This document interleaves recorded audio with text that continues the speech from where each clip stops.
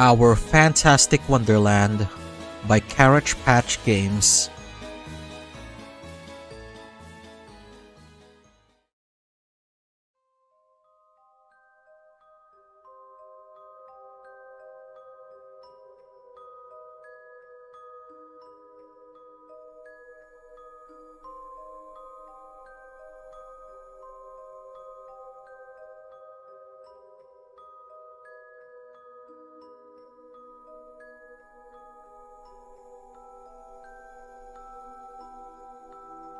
A young man in robes of white traverses the darkness of the wood. His snow-stained hair stands prominent against the black backdrop, like a star twinkling softly against the expanse of the night sky. And around him, the shadows threaten the inky chasms. All manner of creature could be out there, just watching, waiting. Hey, that's me. Very good, Iggs. I'm glad you could recognize yourself in the mirror. You know, it doesn't help the vibe when you interrupt the narration. Don't worry, babe. Just narrate these clowns straight into a big old torture hole. See if they can keep up the smart-ass commentary with a 7-foot spike shoved their asses. If I knew this was going to be an N17 affair, I would have come more prepared. This is sick and disgusting. And why the hell did you all put me next to this fucker? Wait, Hunar can't kill us just like that. I'm not killing anyone. Can we please focus here? I was trying to keep this thing under 10k. Now then. The cool chill of the wooded shade sent shivers up the man's spine. He knows not where he is, nor how he arrived here. I have no idea where I am or how I got here. Damn, Iggs. Yeah, you should drop the computer hacking stuff and take up acting instead, Mr. Charlton Heston over here. I'm still not sure why he's playing the lead. The last thing this world needs is another spineless vanilla protagonist. I could have provided some life to this production. Yeah, 'cause you'd have stolen it from everyone watching. The young cleric Ignatius carries on through the trees before arriving at a clearing.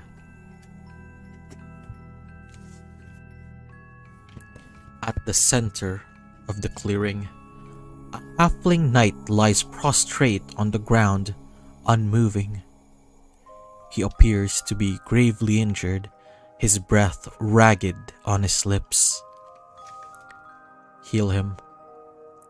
Ignatius kneels down next to the knight, using his curative magic to heal the knight's wounds.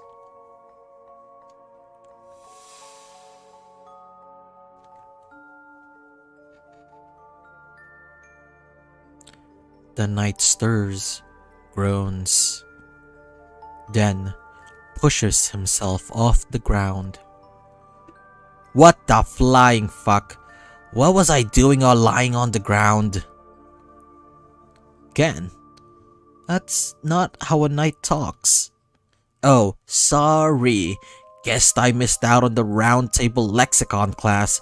Throw me a fucking bone here. You'd have better luck teaching a monkey to fly than you would be teaching Genzo to clean his tongue. There's gotta be a flying monkey flying here real soon if you don't plug your pie hole, you freckled fuck. The two men stand there. Hello? Hi? Are you alright now? I'm standing, ain't I?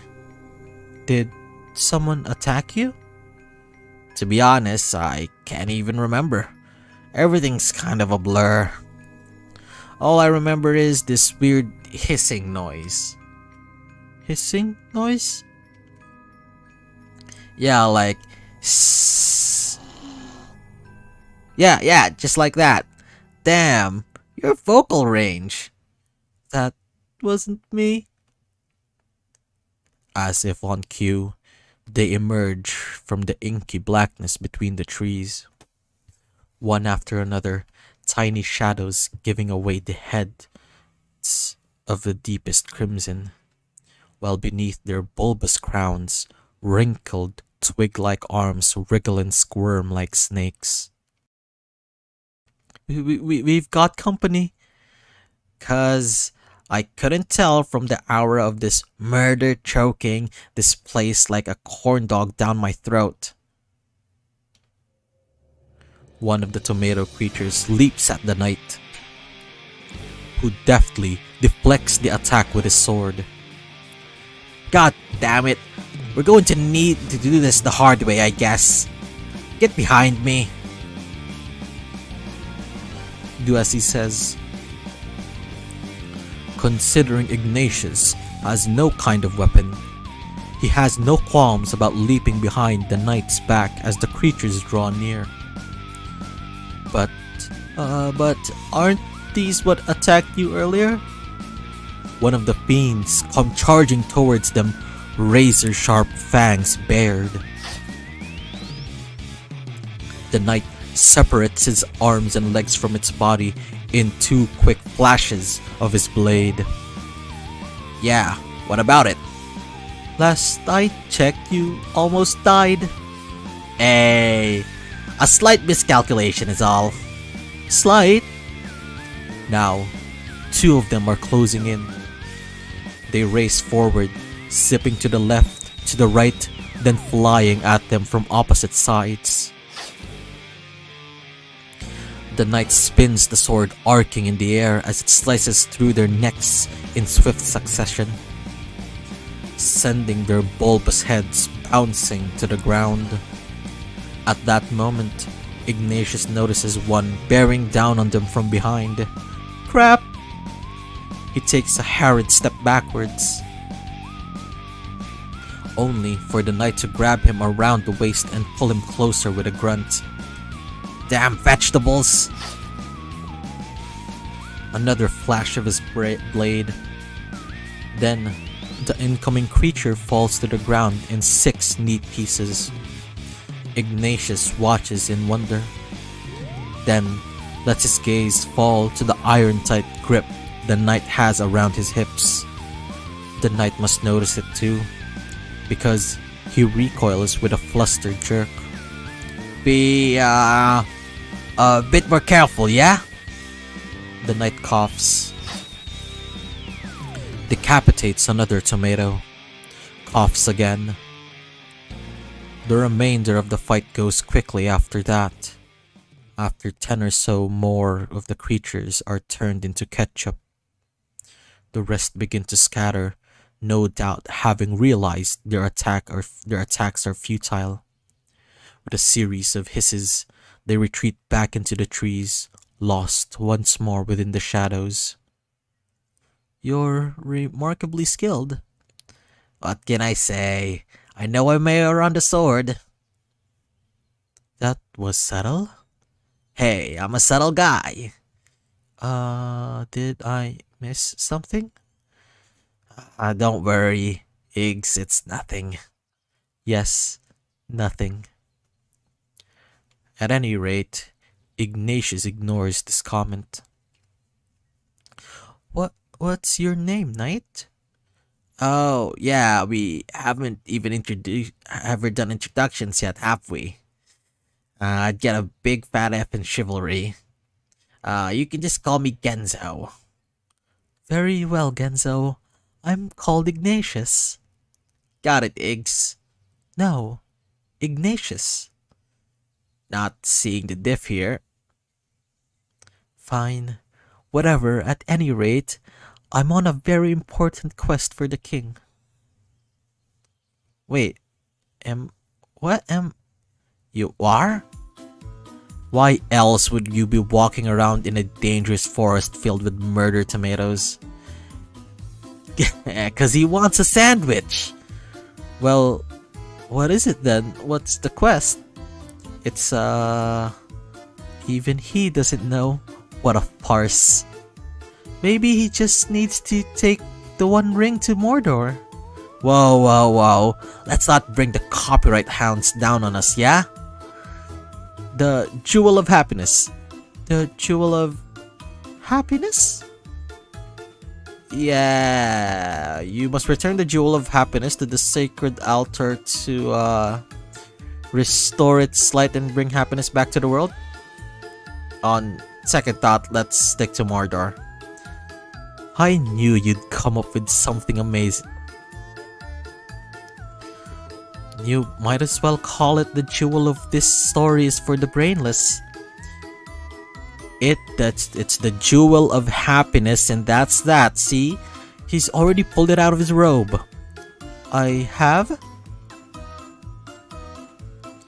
Ignatius has already pulled the jewel of happiness out of his robe. He holds the amber orb between the two of them. Its dull, lifeless surface seems to exude hopelessness.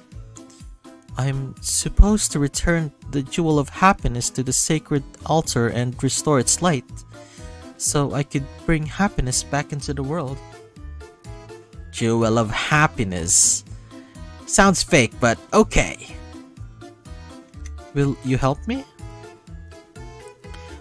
I feel your sword would be a great asset along the way. Well, when you ask nicely, how can I refuse? It's been a long time since I've been solicited by someone as handsome sounding as you. I'm not soliciting you, I just need your help. All the same to me. And so, the two companions set off back into the shadow of the trees. But what kind of peril lurks in the dark? Only time will tell.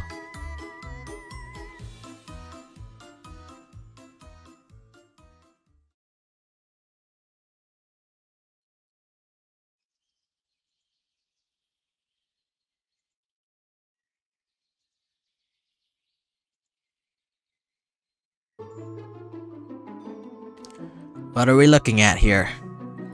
It seems to be a large empty field. Interesting. A bit sus if you ask me. It does have an aura of strangeness about it. The two companions have reached the edge of the forest only to be met with a new obstacle. An empty field. Oh, the horror. An empty field. Whatever shall they do? You know, I don't appreciate the sarcasm. This part was not supposed to be challenging. It's literally just a field you have to cross.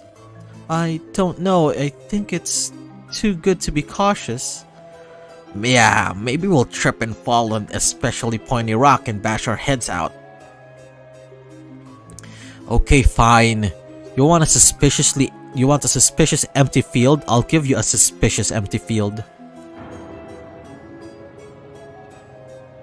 There. How do you like that? Does the field look scary beyond all reason now? Yep. With a terrifying red sky? Yep. I think I just wet myself. The two companions face the extremely dark and horrifying field. Its aura chills their bones to the core. Maybe we can go around? They cannot go around. The field is wide and massive. Attempting to circumvent it would add days to their journey. Days they don't have if they have any hopes of restoring the happiness to the world. Wait. Did you just hear something? Hear something? No. Genzo goes tense. keening his ears towards the forest behind them. Is someone here? It happens in a flash. One moment, Genzo is standing on his own 2 feet. The next, he isn't. He goes tumbling, rolling, huffs and grunts as his back cracks against the hard earth. Then comes to a stop, a shadowy figure perched atop him with a dagger pressed to his throat. If it isn't my favorite pint-sized sword swinger. Wait, you aren't supposed to know each other. How could I not know this imbecile? Just thinking about him makes my stomach roil. Ah, that's what I call IBS, bud. See? See how he taunts me? I practically deserve to slit his throat. There's not gonna be any throat slitting. Fine, a little throat slitting is okay. I thought I felt eyes on my ass the last hour or so. Yes, everything is always asses with you, isn't it? What can I say? I like what I like. Oh, perhaps you'd like me to cut that tongue of yours, You sure you wanna do that? I remember you praising it quite highly last time I used it. The cloaked individual presses his dagger tighter against Genzo's throat. Snark all you want, but the day will come where I'll let go to do everything I want to you. Oh, you're gonna run to daddy cause a little halfling hurt your feelings? Step in to help. Ignatius steps forward, fists raised in what he hopes is a show of aggression. Hey, get off him. That's my companion. I'll have you know. The man glances up, raises a brow. Picking up strays again? Hey, this one came to me. An unenlightened stray then? He pushes himself to his feet and wipes the dust off his cloak. I'll bite because you're cute. What on earth would you need this hulking lummox for? He's helping me return the jewel of happiness to the sacred altar. Uh-huh.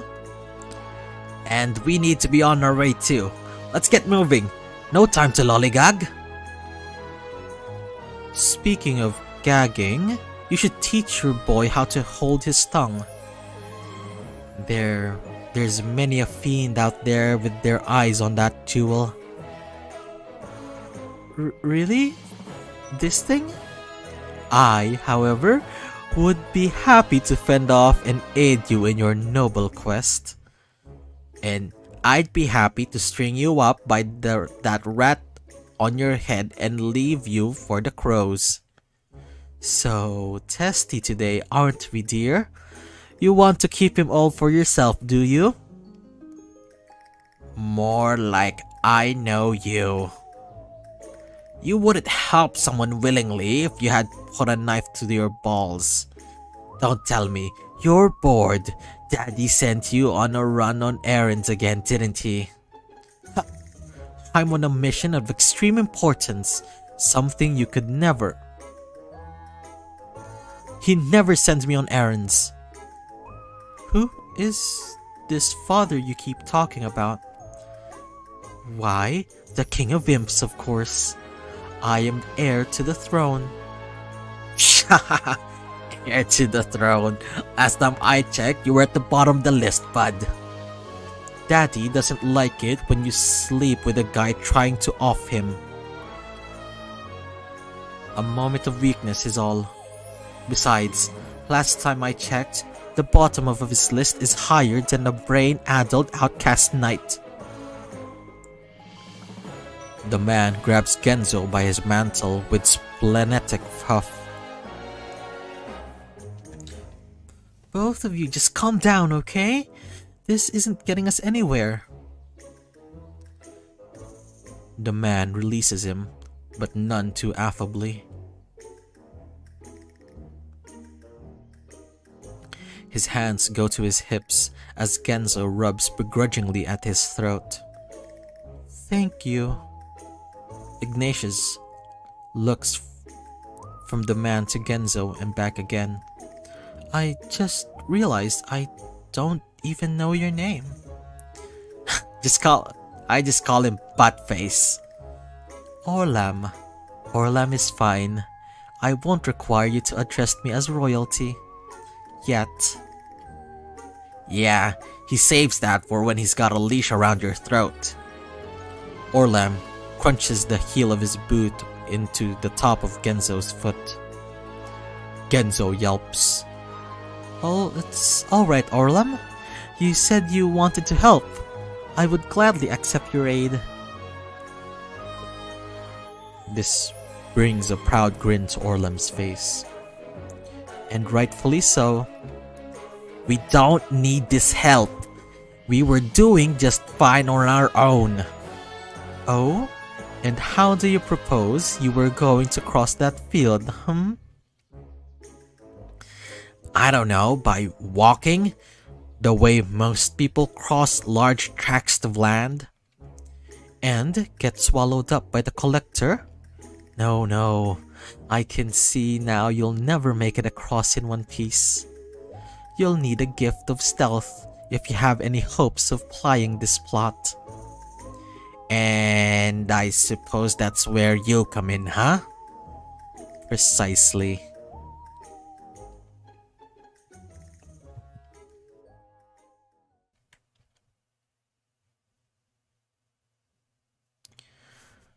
"5 minutes later, sees the trio slinking across the darkened field.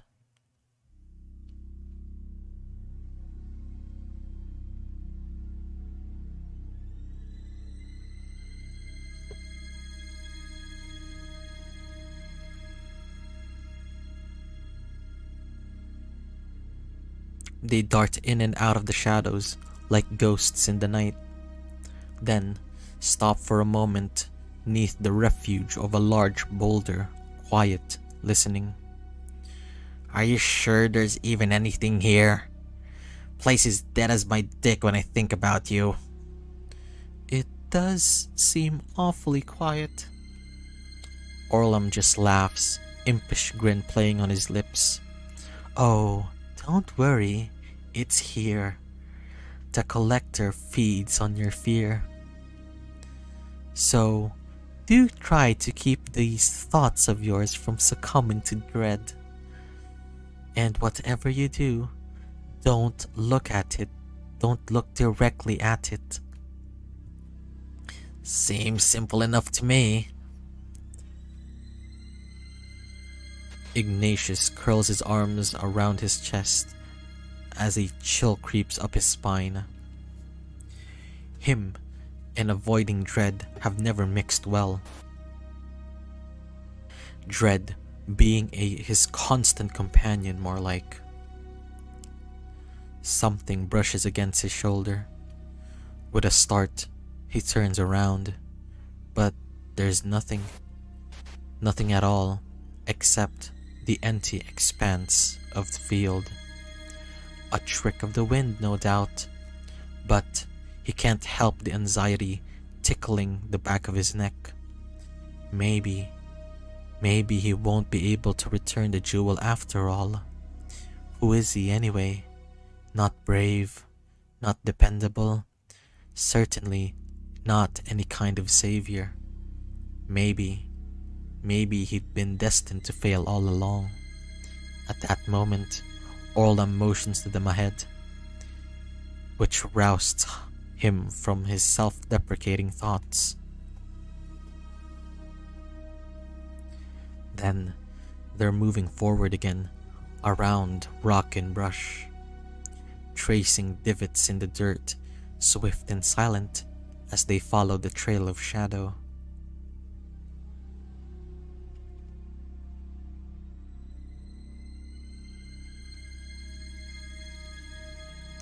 Orlam leads them 'neath the blackness of a large decaying tree, and they crouch beneath it with ragged breaths and their chests heaving. Genzo leans towards Orlam with a hiss. "You're not just leading us around in circles, are you?" "And force myself to stay in close proximity even longer."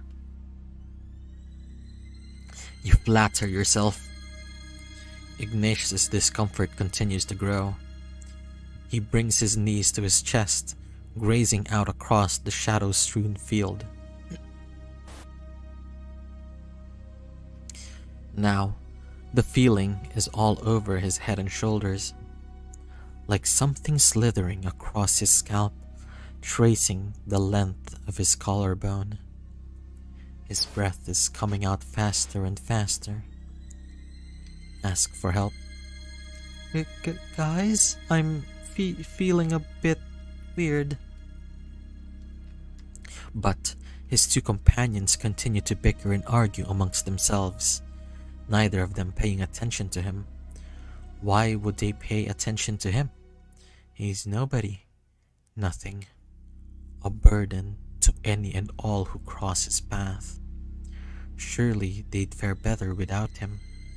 He squeezes his eyes shut as a bead of sweat works its way down his temple. He'll never succeed.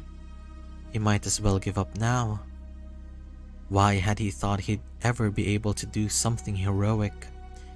The slithering extends down to his chest, curling and twisting around his neck, his arms, his waist. It's all around him now, but he doesn't care. He closes his eyes. He's a bumbling coward who doesn't deserve anything better. He would never have reached the altar anyway. Never have been able to make a difference. Tighter, twisting. He's being dragged now, pulled away from the safety of the shadows. He should just give up already. At that moment, Orlam leaps to his feet. "It's here! It has him!" Genzo follows suit, twisting around in horror. "Iggs!"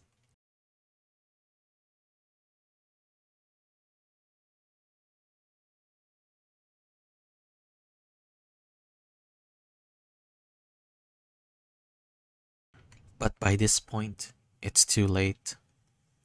The black tentacles coil around Ignatius' form with a possessive tug.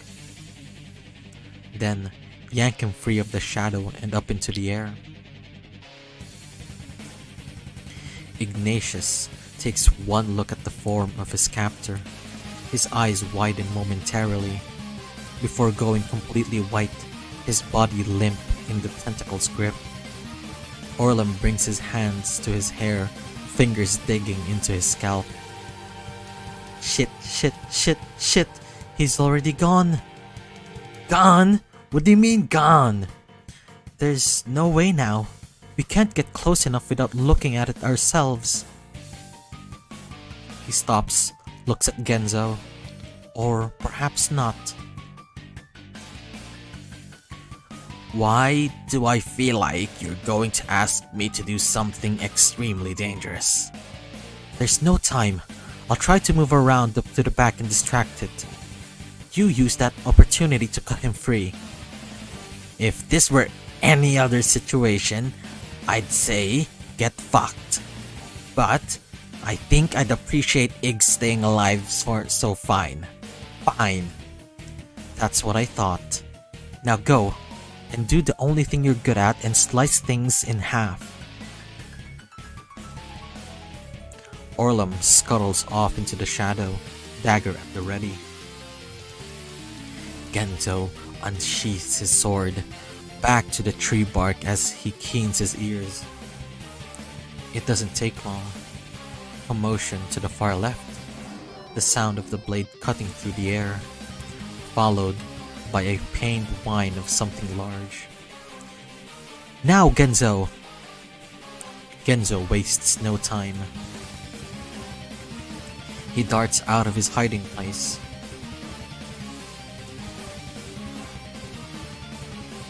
The beast is huge, massive. All around him, tentacles curling and twisting against the sky. And Ignatius is there in them, in a writhing snarl of a liquid back coils. Genzo follows the sound of them as they whip around him, whirling thrashes that snapped at the air. One flash. Two. His sword arcs through the air, taking out the inky coils one after the other. Take that, you overgrown octopus from hell! The collector screeches, whipping its tentacles into an even greater fervor. They come at Genzo in whip-like lashes. He can barely deflect in time, clinging off the hilt of his sword, slapping against his legs and shoulders, leaving red gashes in their wake. Genzo grunts, swings his sword left, right, aiming at anything and everything disturbing the air. More shrieks. The creature is getting mad now. Tangible fury presents its throes. He's just to your left. Genzo nods, grits his teeth, then plants his feet firmly on the ground and tops. The blade carves neatly through the two tentacle coiled around Ignatius's body. There's an almost audible shudder. A fleeting moment where Ignatius stays suspended in the air. Then, Genzo holds out his arms with a little whistle between his teeth, and Ignatius's limp form falls into them with a clumsy thwomp. Genzo doesn't waste another moment. He takes off, short little legs bucking it across the dirt. The collector roars and wails and peppers his back and neck with more whip-like snaps. But he doesn't stop. Can't stop. Only when the shrieking finally fades, the air begins to calm, and the ground hardens to pack the earth beneath them. Do his harried footsteps slow. He comes to a stop, shoulders heaving and coughs racking his frame.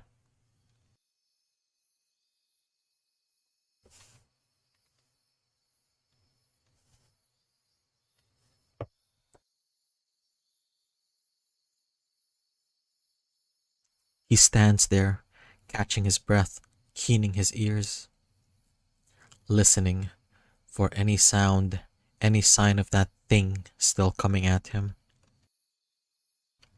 But there's nothing. The air is deathly still aside from his breathing. Complete and utter silence. Until Orlump jumps down from who knows where to land on the ground beside him. Genzo yelps and falls back on his ass.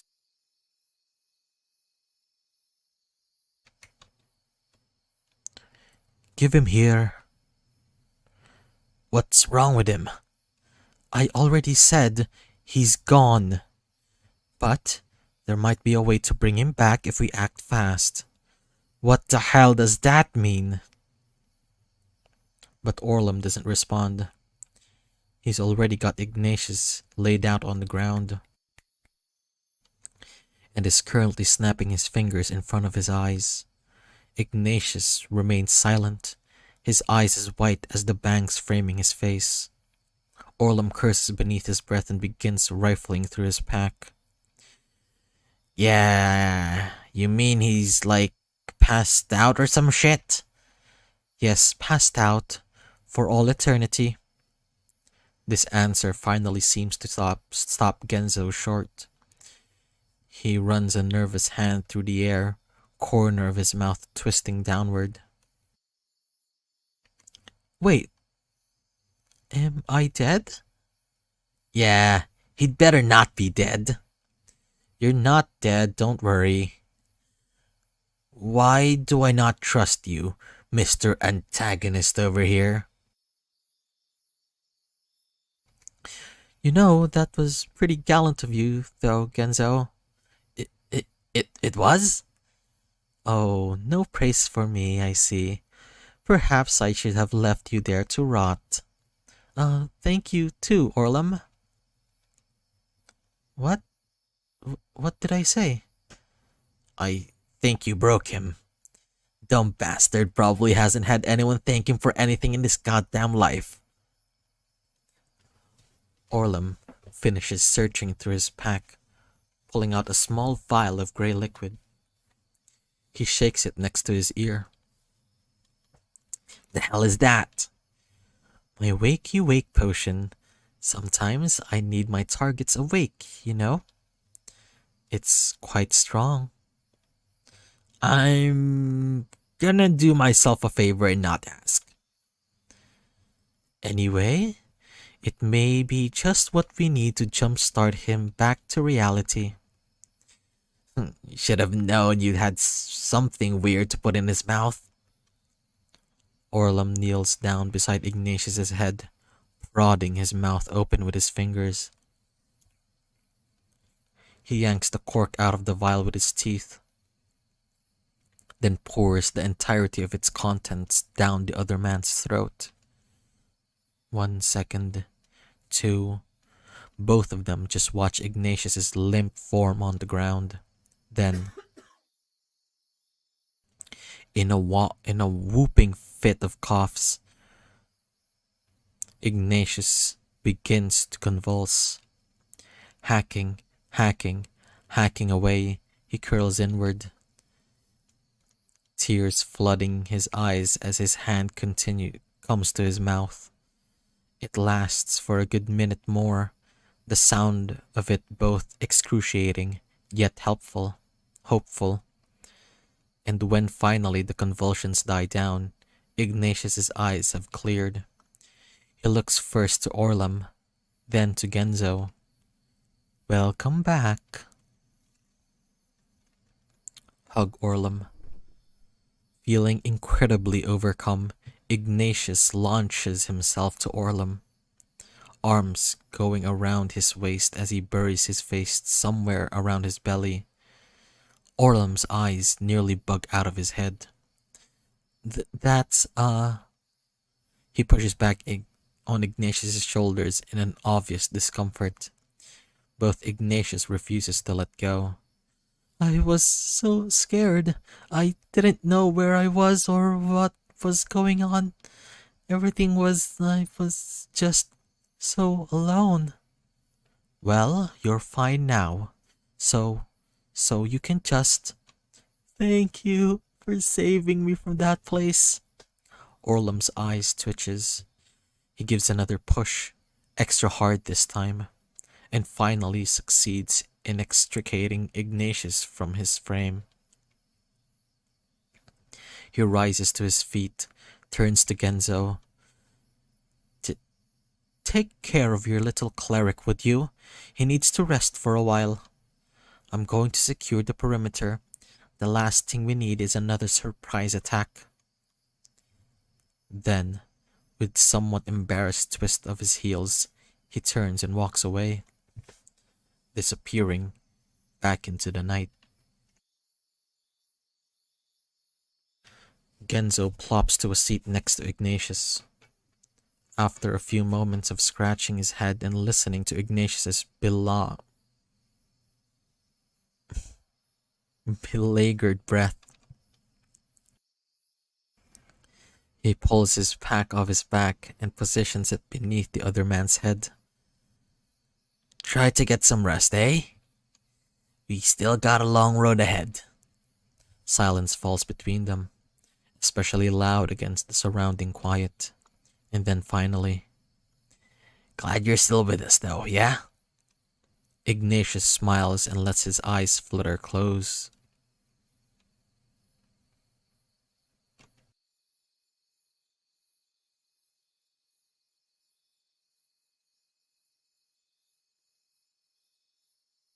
The trio spends the night beneath the stars. taking turns resting and keeping watch as Ignatius sleeps. Orlam builds a fire. Genzo shares the salt tack in jars of homemade preserves he'd brought with them. And by morning, Ignatius has mostly recovered, if one ignores the occasional relapse of vomiting.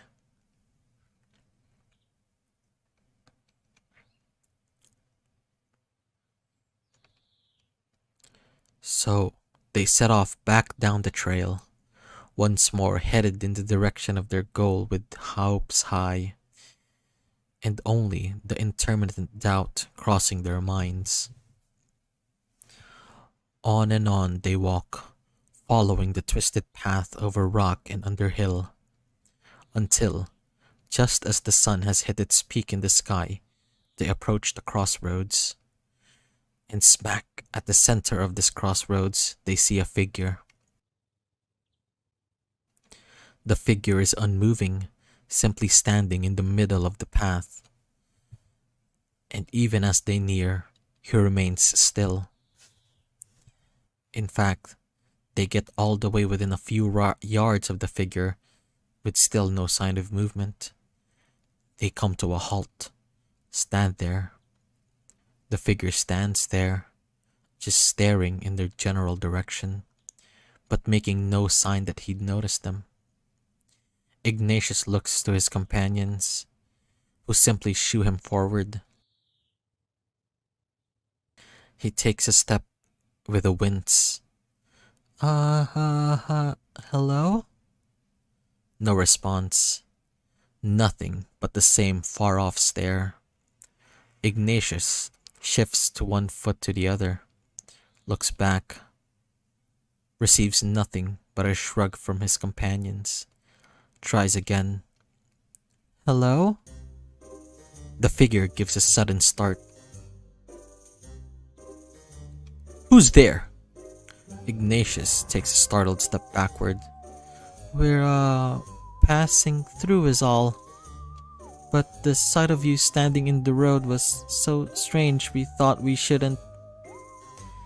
He trails off with a little wave of his arms. He's not entirely sure how to finish his remarks, so he leaves it be. The blonde gentleman looks at him for a while, eyes dilating, then seems to realize something. You are one of my father's sent with a jewel, yes? Father?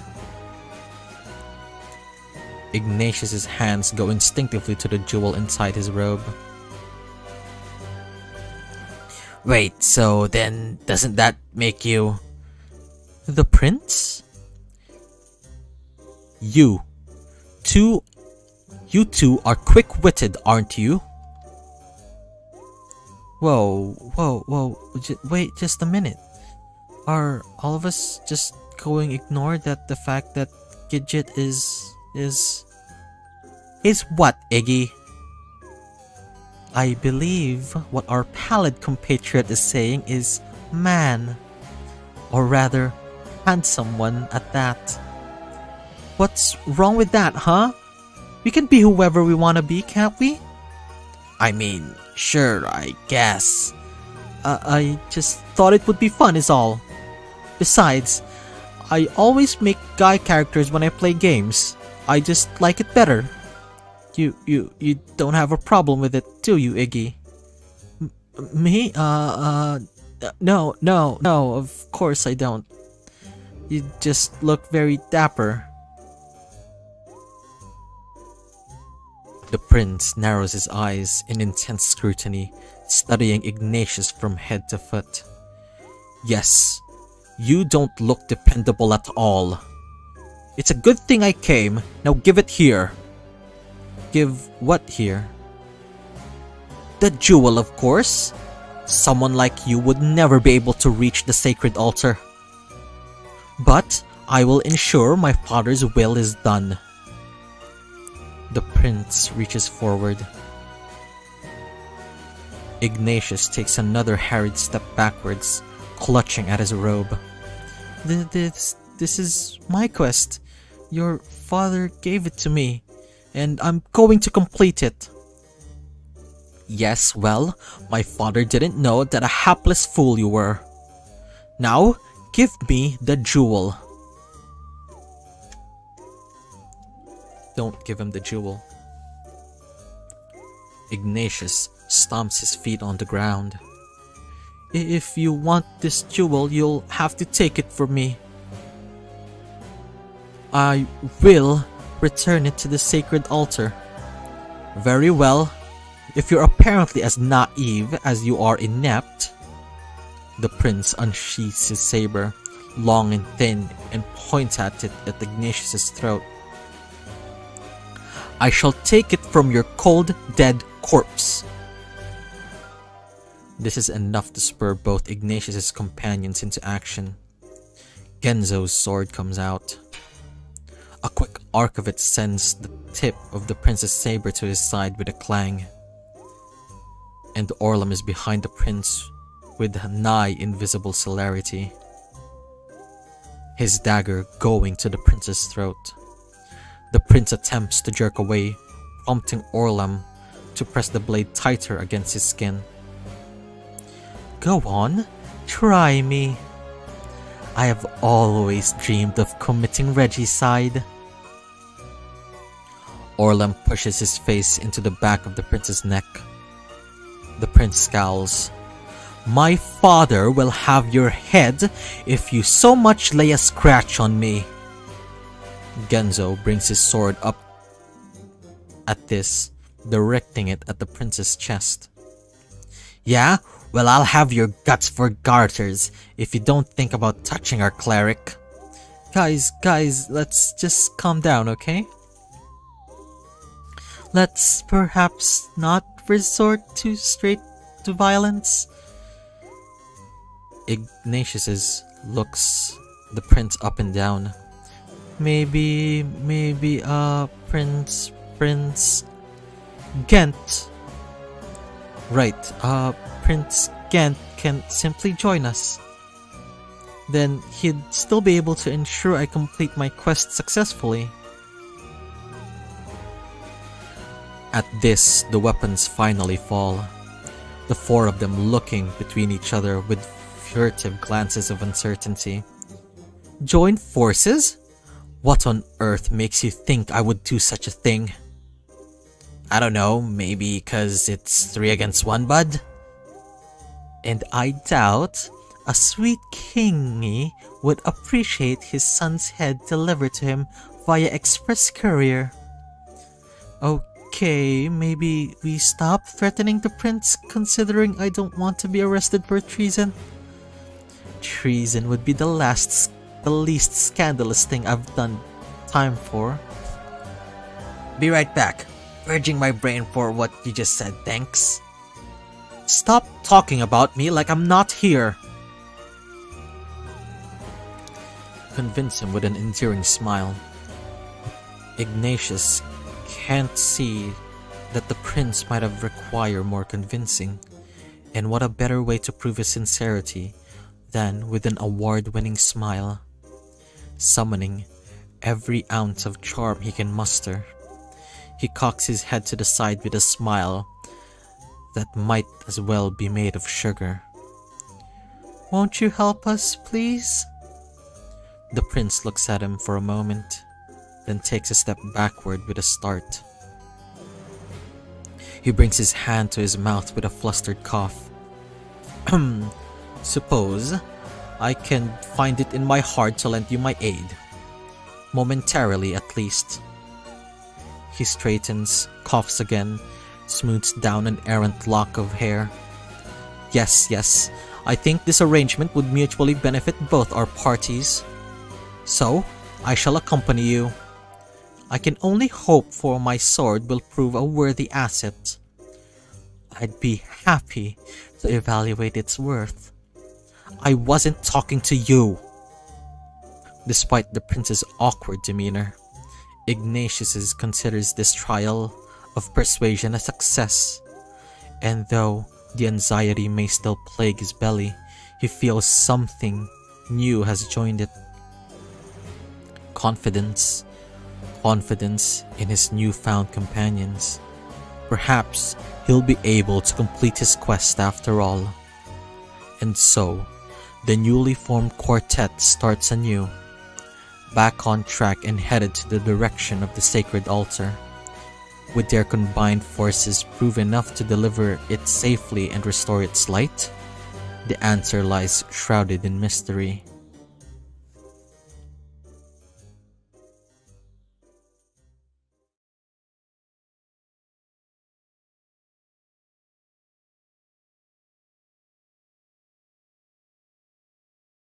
The companions walk and walk.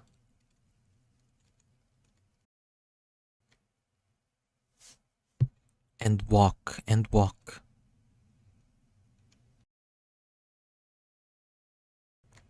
For the sacred altar is very far. Days pass. Weeks pass. Months pass. Okay, this is starting to feel a bit ridiculous. It can't possibly be that far. And why was the one of those scenes in the middle of the fucking ocean? This is starting to seem a bit excessive. And glaringly convenient too. You don't even have to come up with narration for all of these many moons of travel. You guys got beef with how my award-winning author husband is writing the story? Award-winning? What award did he win? My heart, of course. Everyone's gotta be a critic. Here, I thought I was doing you all a favor by skipping over the boring parts. Well, maybe they wouldn't be boring if you've made them interesting. For once, I agree with Freckle Nuts over here. You try writing a complete story in less than a month. I think you're doing great, babe. Maybe you can just have us run into the next obstacle? That usually provides an opportunity for character-driven conflict. Fine. You run into the next obstacle. It's a giant eye. I don't know. I don't even fucking care.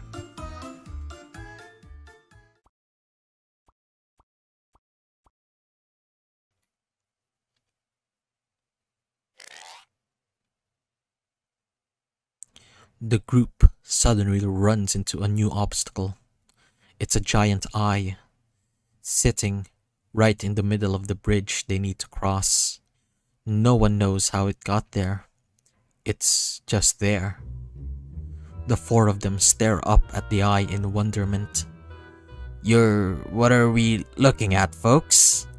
I can practically hear the collective dick shriveling taking place in your pants right now. It's a giant eyeball. Concerning. Can we avoid it?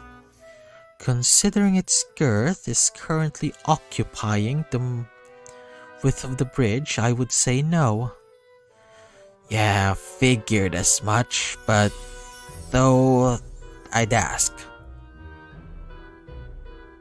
The prince puffs his chest and takes an only slightest hesitant step forward. You dare! Creature? I know not of your motive for blocking the path right now, but I must ask you to relocate yourself at once. We must cross the bridge on an important business for the king. There's no response from the eye. The prince turns around in search for answers from his companions, but receives nothing but a series of shrugs. He takes another step forward, only for the sudden rumble to overtake the bridge, sending its precarious planks into a flurry of undulating tremors. Ignatius's stomach flops in rapidly building nausea at his feet. He can't keep his feet centered in the middle of the bridge.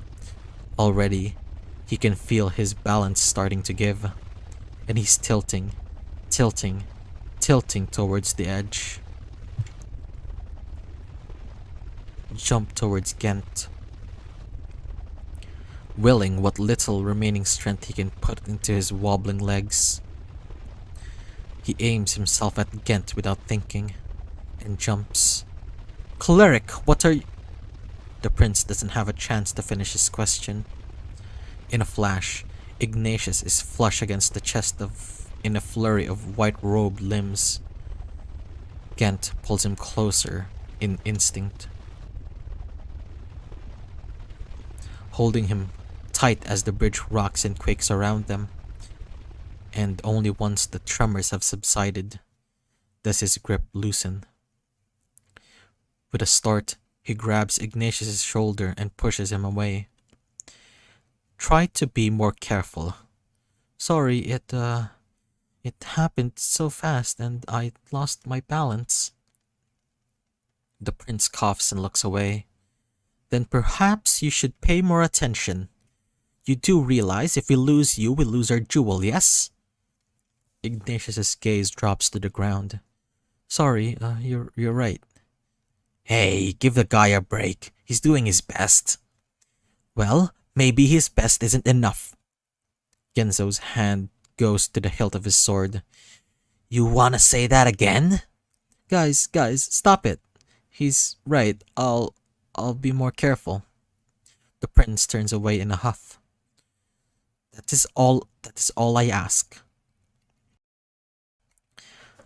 Genzo snorts, but lets his hands fall back to his sides. Royal prick. Look at you, Mr. Popular. What's that supposed to mean? Oh, nothing.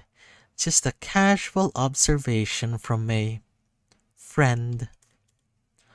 Up ahead, the prince clears his throat loudly. If we're all done playing around, we can deal with this new problem we had on our hands. The eye turns back to the front, to where the giant pupil of the eye has rolled over to face them, and is now staring at them curiously. Ignatius feels a shiver curl up his spine.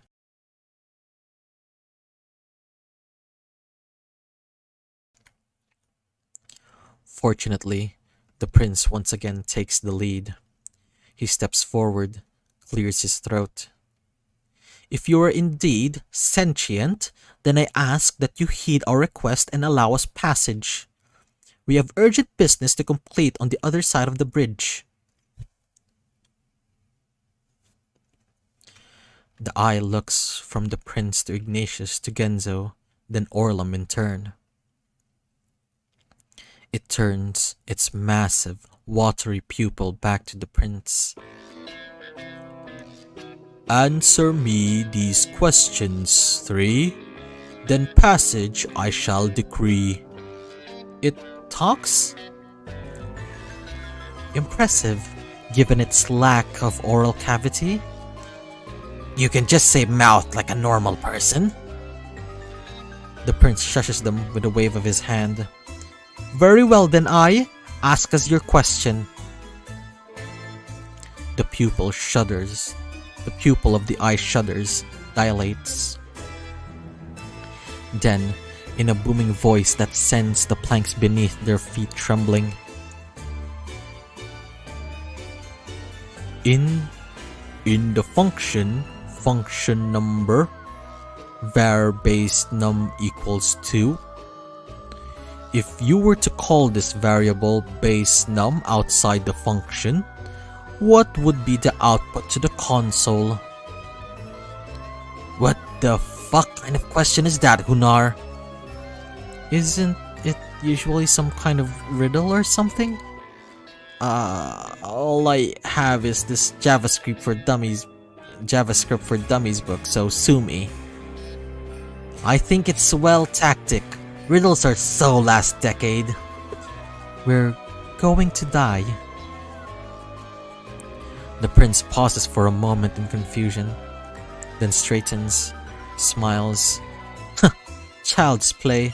The answer is undefined. How did you... Correct. The prince glares at Ignatius for who once is looking quite proud of himself. You think you're pretty smart then, do you? I may know a thing or two from time to time. Next question. When using array length on var list of pets equals dog, cat, bird, sparrow, what would be the output of list of pets dot length? 4. Correct.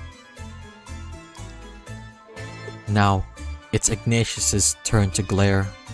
The prince just smiles. Not so fast on the uptake, are you, cleric? I was distracted for a moment. Typical excuse. Do you have any idea what's going on? Not a clue. Good. Glad it's not just me. Next question. Ignatius and the prince both braced themselves. Which HTTP verb would a developer use to request an update to a product's details from a server? Put. Correct. The two of them grin at each other, eyes aflame with passion.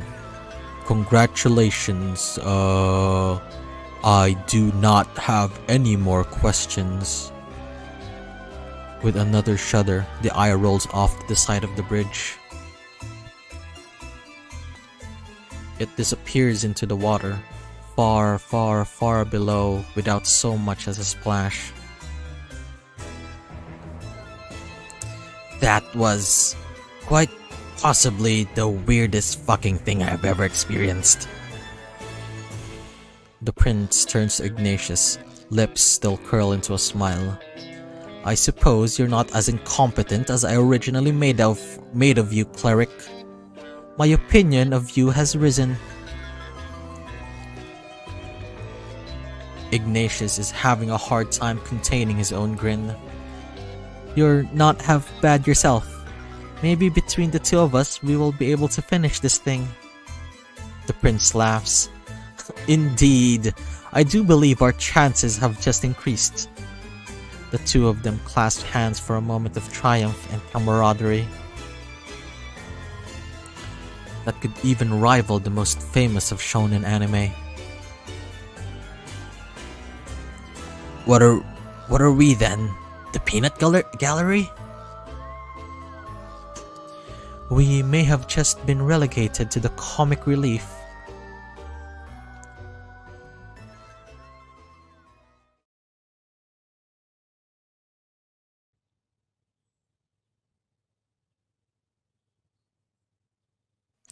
And so, the four companions continued their journey.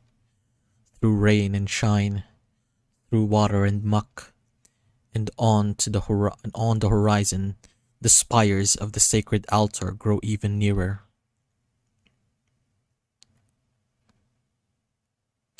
Wonder how much farther we still till we reach this holy Alta Vista or whatever it was called. 1.5 miles. Damn, what the fuck? You have a built-in GPS or something? There's a sign.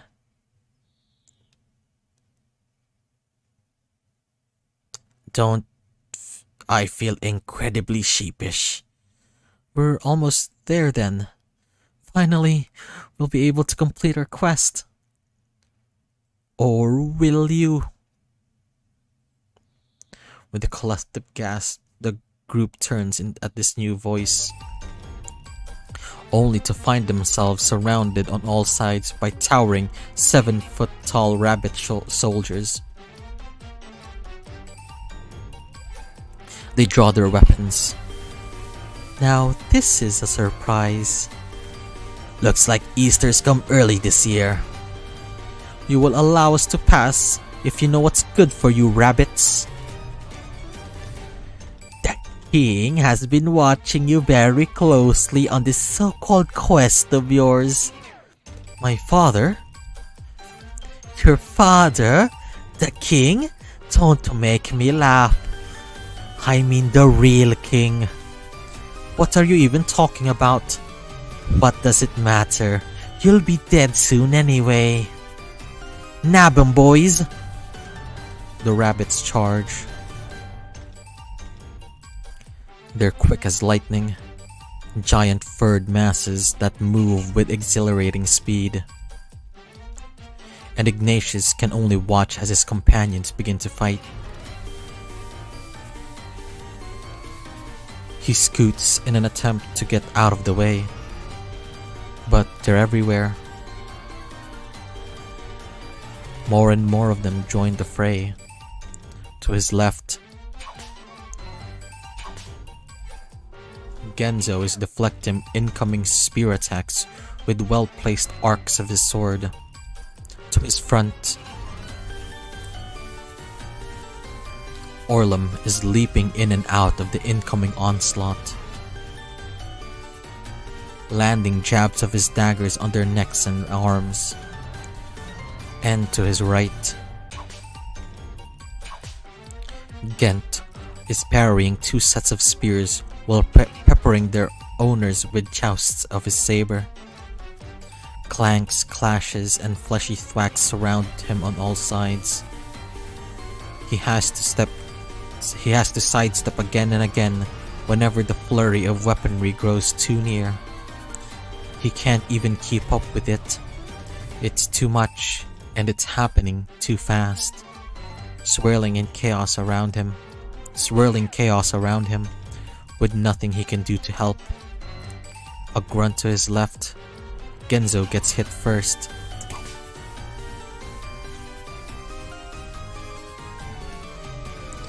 He can see the flash of red across his arm from the spear he hadn't managed to evade. Then a heavy thud. One of the rabbits has caught hold of Orlum's cloak and thrown him to the ground, hard. Orlum leaps back to his feet, but it's clear he's hurting. A yelp of pain to his right. Now Gent too has taken a hit. 3 flesh claw marks have been gouged into the flesh of his cheek. He needs to do something. He needs to help them. But who? It's all happening so fast. Help Gent. He moves on instinct, darting towards his left before his mind can talk himself out of it. Gent! Cleric, what are you doing? Helping you. I don't need your help. You're bleeding. It's just a flesh wound. Just shut up and let me heal you. Go heal someone who needs it. The sheer fervor of this altercation is enough to confuse the surrounding rabbits, who spend a good 30 seconds just watching the back and forth riposts. At some point, however, they must realize they're missing an opening, because they raise their spears and come lunging en masse. Iggy, watch out! Ignatius is so thrown off by the use of his name, he barely has a chance to turn around before Gent is shoving him out of the way. He's flying, before hitting the dirt hard, the impact taking his breath away and sending stars across his eyes. Once he's recovered his wits, he attempts to return to his feet. Gent! Stay down! Do you want to lose your head? The prince shoots him a glare between rapid-fire parries of his saber. And let you get all the glory? You stubborn... But something in this must have thrown the prince's rhythm off guard, because in his flurry of parries, he misses an incoming spear onto the right. Then, the side of it slams across his shoulder, sending the saber from his hand to his body spinning backwards to the ground. Gent!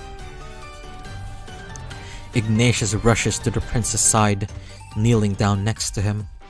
But it's already too late. 2, 3, 4 spears are already pointed at their heads. Why don't we just all hold our fucking horses here, eh? A sudden voice booming across the entire clearing stops all of them in their tracks. A shadow from above.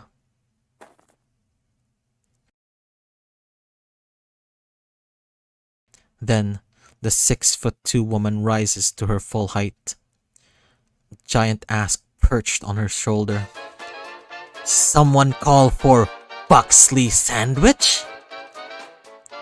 Ha! The cavalry finally arrives. Time to turn the turntables. Turn the... Whatever. It's skull cracking time.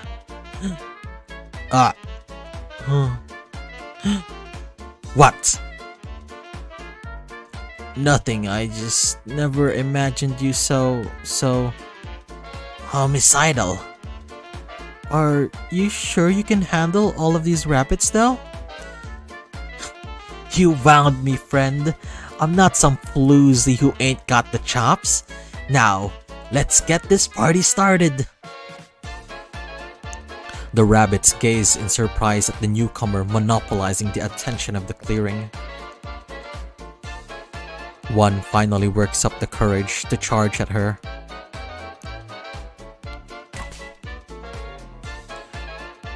Bucks takes his head clean off his neck with one mighty swing of her axe. Everyone watches it bounce to the ground with fleshy thump. 1 second. 2. The rabbits quickly go into panic mode. Running this way and that, trying to scatter away. But Bucks isn't finished with them. With a giant guffaw that rattles their very bones, she rushes forward with all heavy sinews and untapped furor of a stampeding axe. She swings left, right, uppercuts one right up the crotch, then spins, severing spear tips and dick tips and limbs alike. In a veritable squall of swirling, whirling, iron-plated entropy. Bunnykins, try! But they tried, I ain't got the spry. Bunnykins try, but they ain't got the spry. She turns towards another cluster, currently cowering in their ears plastered to the top of their heads. More of them, huh? Good. I'm still hungry. Then, she's rushing forward again. Axe like a mighty cleaver, bringing down hell's judgment on the unfortunate Lapines. After about 10 of the rabbits are in various states of dismemberment on the dirt,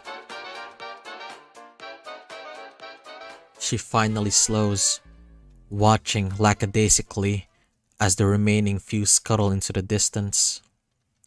Chicken delivered and a lot of them. No one else wants a taste of old Buxy, I see. Dripping blood and guts and furry clumps onto the ground, she wanders over to the group. You folks okay? Looks like you've seen a ghost. The ghost of Christmas past come to make me repent for my sins, maybe. You were incredibly capable, ma'am. That was just a warm-up. Gotta keep these guns in shape, you know? I shudder to think what you'd consider a true workout. Feeling all of the sudden somewhat courageous, all perhaps a bit terrified at the prospect of what could have happened, Ignatius steps forward, outstretched in supplication. We're on a quest to return the jewel of happiness to the sacred altar and restore its light. Your strength would prove invaluable in helping us reach our destination. Will you lend us your aid?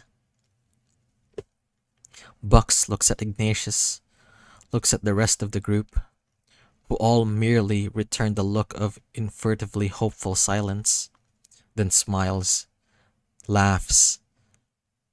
The force of it sends spatters of gory goo to the ground below with each heave. Sure, seems fun enough.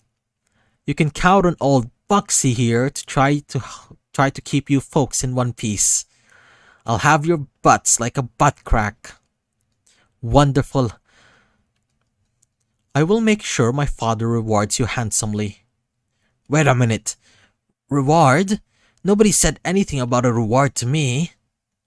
Next to them, Orlum can only eye Buck's gore-bedecked biceps in growing appetence.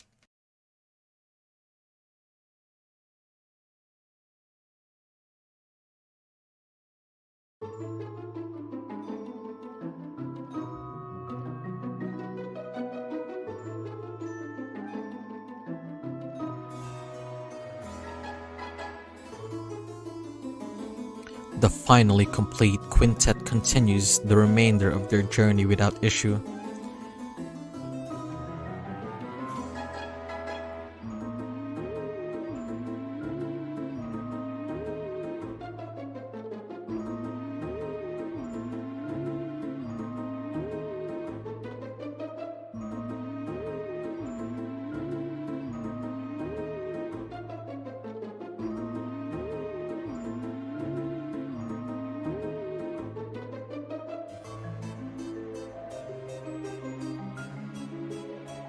Their path takes them up to a winding cliffside to where a giant castle overlooks the plains.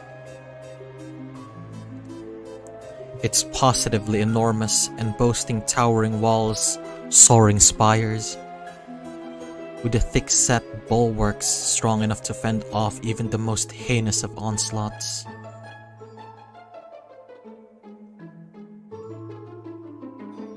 This is the sacred altar? Indeed. What else were you expecting? I don't know. It's something not quite so imposing, I guess?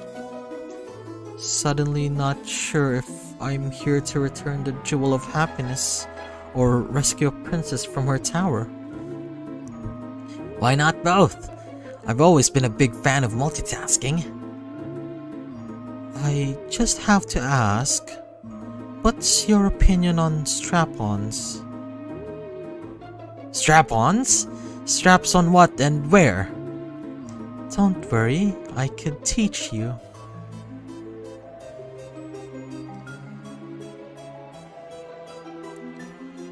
The group approaches the giant front door with a massive ziggurat.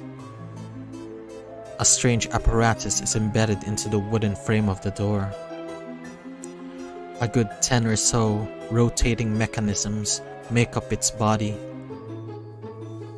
and an assortment of unintelligible symbols decorate its front.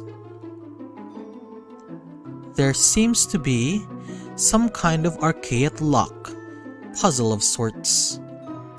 I barely even understand what I'm looking at, let alone how to open it.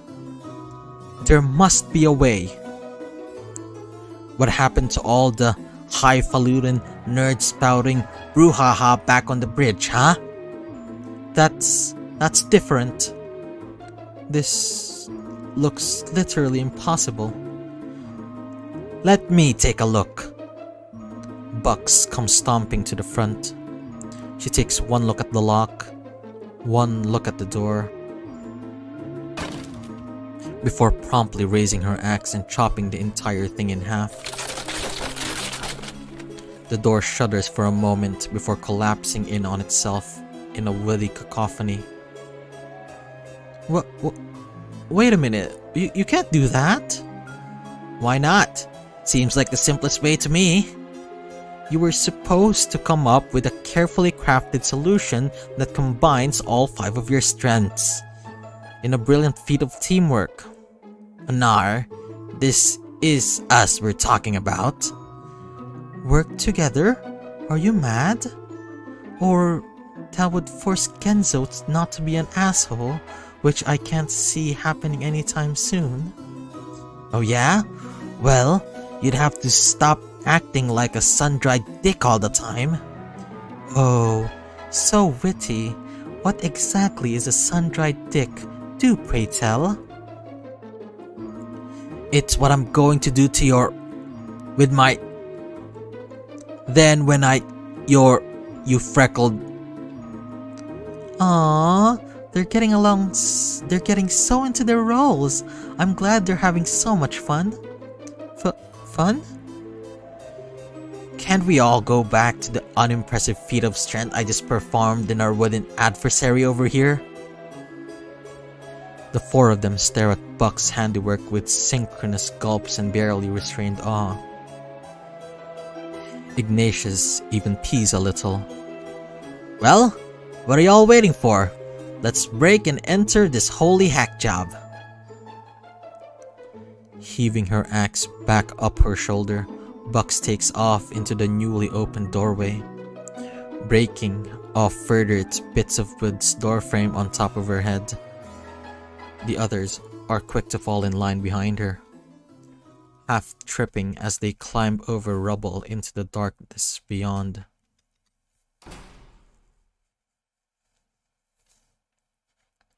Once inside, they find themselves in a large hall.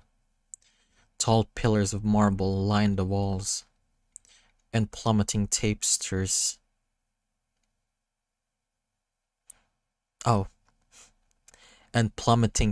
Tapestries hang from the golden ceiling like carpets descended from heaven.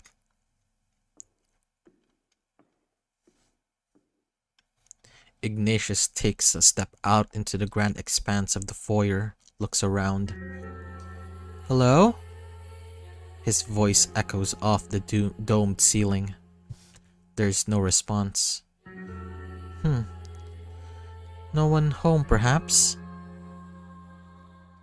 What you expect? Some kind of holy ground would have to give some good-ass pounding? Sounds risque. I don't really know, I guess. Ignatius pulls the jewel of happiness from his robes, gazing down at its dull, lifeless surface. But what do I do with this thing? It doesn't exactly come with instructions. He begins scrutinizing its surface as though looking for an answer. Was kinda hoping it'd just light up or something when we'd arrive. Mayhap the answer lied deeper within? Yeah, this place is honking huge. Gotta use our peepers to take a little look-see, I guess. Ignatius takes one last look at the jewel, then nods and slips it back into his robe. You're right, let's look around. Their verve restored, they set off once more, into the darkness of the castle.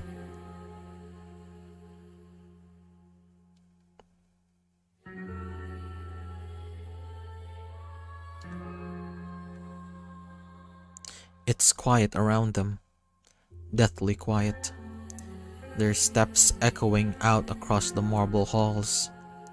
From one hallway to the next they walk, each one longer than the next, but each one completely empty. Nothing but long, still corridors that seem to lead into the darkened obscurity.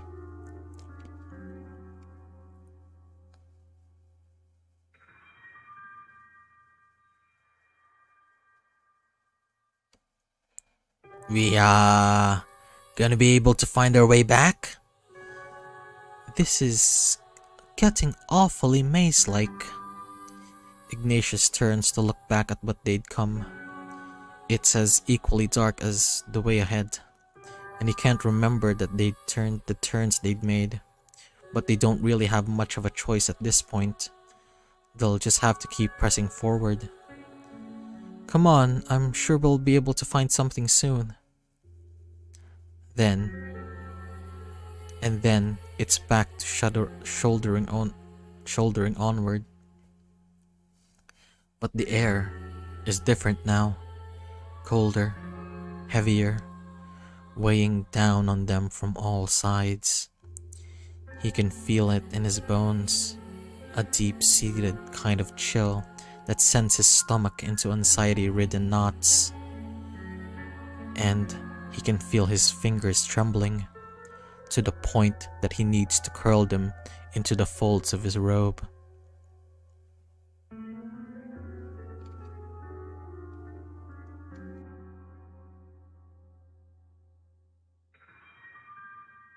The lights flicker. A shuttered on, off, on, off. Ignatius stops in his tracks, waits a moment, then, when they seem to stabilize again, looks back. He blinks, wondering at first if he's just seeing things. Then, shakes his head.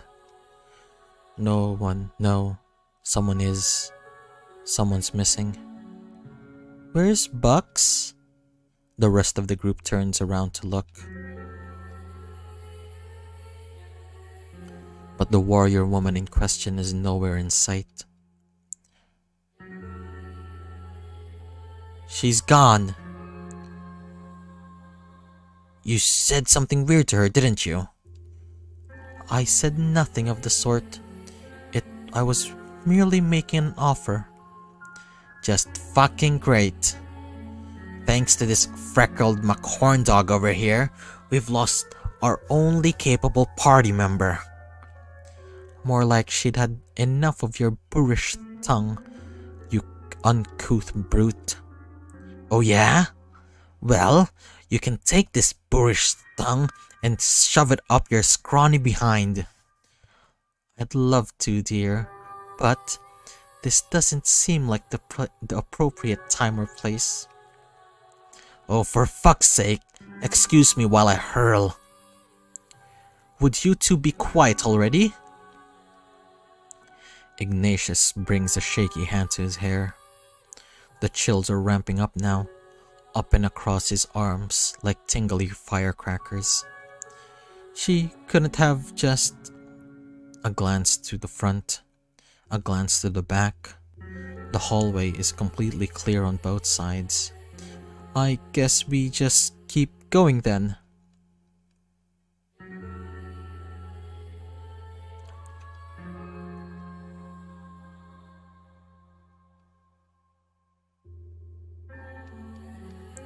Oh no, it's the flickering again.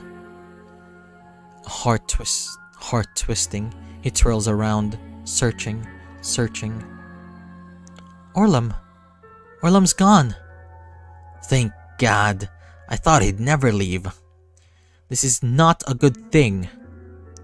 Agree to disagree, I guess, your royal I don't give a rat's behindness. Ignatius gulps. His heart is really starting to pick up now. If this keeps up. But no. He shakes his head. They need to keep moving. Everything will be fine.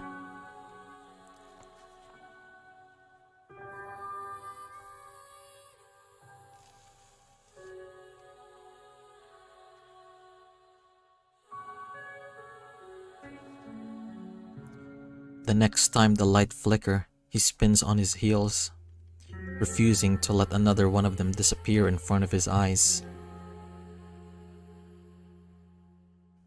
But it's already too late. By the time he's facing backward, Gent is the only one standing behind him. I'm beginning to grow mildly alarmed. The feeling is more than mutual. There's another flicker, followed by another, and then the lights go out for good. Ignatius gives a little whine in terror and steps back until he hits the wall. It's quiet for a moment.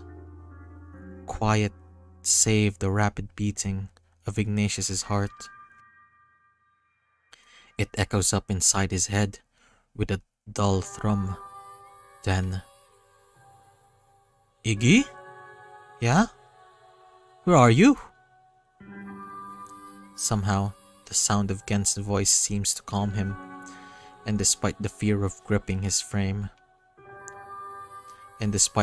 still gripping his frame, he manages to pull himself away from the wall.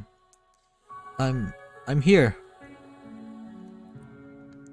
He reaches forward in the darkness, groping. He hits something soft, jerks back, then reaches again. A clumsy meeting of fingers. Then, their hands clasp together. It's silent for a moment. Now, we, won't lose each other now at least. Right. Then, they're moving forward.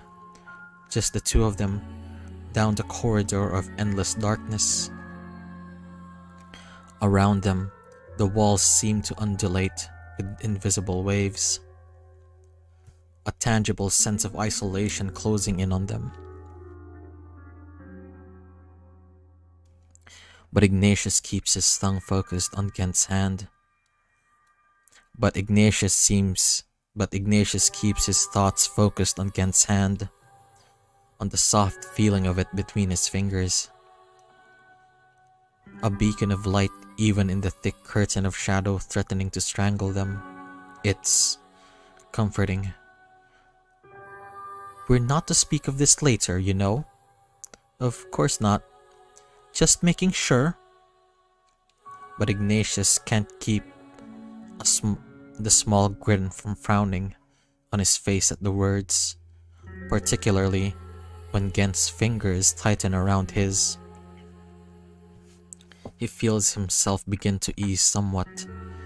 Yes, they'll be able to get through this, so as long as they have each other. In fact, he's just beginning to regain some of confidence when he realizes Gen's hand is gone. He stops, reaches forward, swings his arm in increasingly panicked flourishes, but the prince is simply gone. Gent? There's no response, and already Ignatius can feel himself start to curl in on himself. He's alone. He's so fucking alone. The darkness closing in on him. Okay, I've had about enough of this. Where'd you guys go? Can we finish this scene up already? Guys? Guys, what the fuck? Gidget? That's when the floor opens up beneath him.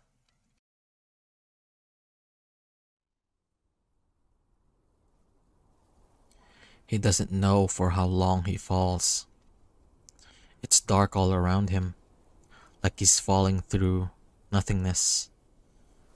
A gaping dark abyss surrounds him on all sides. There's something oddly familiar about it. The wind whipping up around him, the silence forming a dull buzz in his ears. But how? How could it be familiar? How could any of this be familiar? The thought makes his stomach twist. What's going on? He doesn't even know anymore. He's lost. Lost in something much bigger than himself, with no way to stop it. And he's just beginning to wonder if he'll simply keep falling over forever. The ground rises up beneath him like a steam engine to the gut.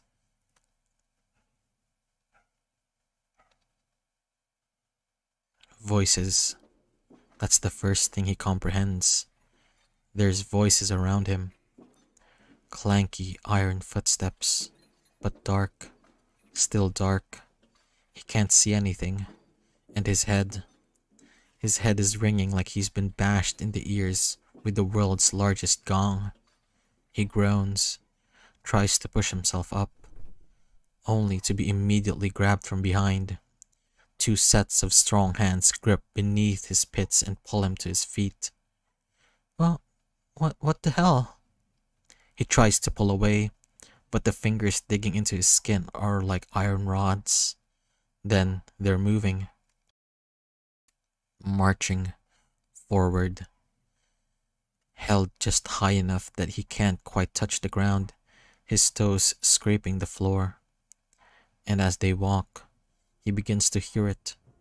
Stomps, synchronous, crisp and thundering, and chants, an entire chorus of them, growing louder and louder. The ground trembles beneath his feet, louder. He can feel it in his bones now, vibrating up through his spine, a panic tremolo stirring his heart. The world opens up all around him, taking his breath away. It's some kind of vast underground hall, everything red, hot, glowing and glowing. Lava cascades down from awe-inspiringly high ceilings that gleam in brilliant gold. Flame bubble up like a dragon's breath in puffs that warp in the air around them. And in the crowd, the army, immeasurable in their amount and lined up through either side of the path in front of him. Tens of thousands of rabbit soldiers. And all of them stomping, chanting, pounding their spears against the hard-packed earth. Jerry! Jerry! Jerry! Ignatius swallows hard as his captors begin dragging him down the aisle. The sound is deafening.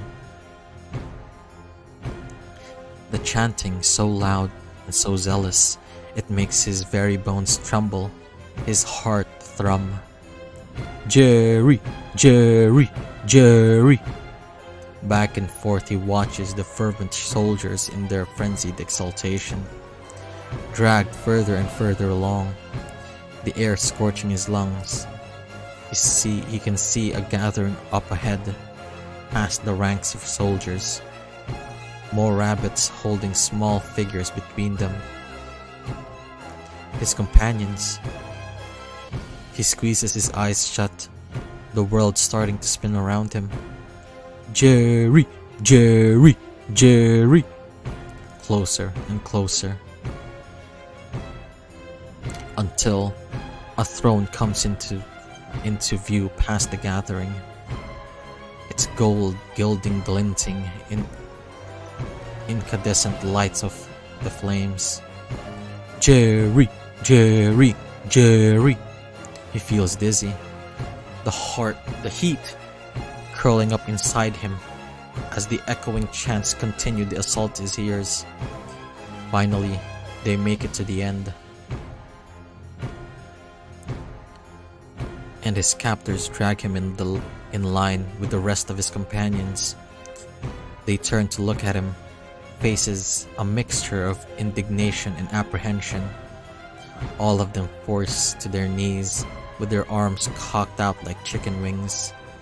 Ignatius returns the look with a gulp of uncertainty.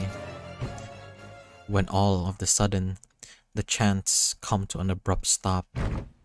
The entire army goes down on one knee in a synchronous series of iron clangs. Silence, then footsteps behind them, heavy and echoing as they approach. My dear friends, so kind of you to finally join me.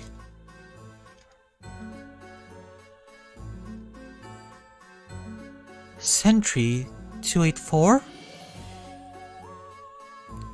The rabbit in question doesn't move for a moment. Then his ears rocket skyward, body stiffened like a rod.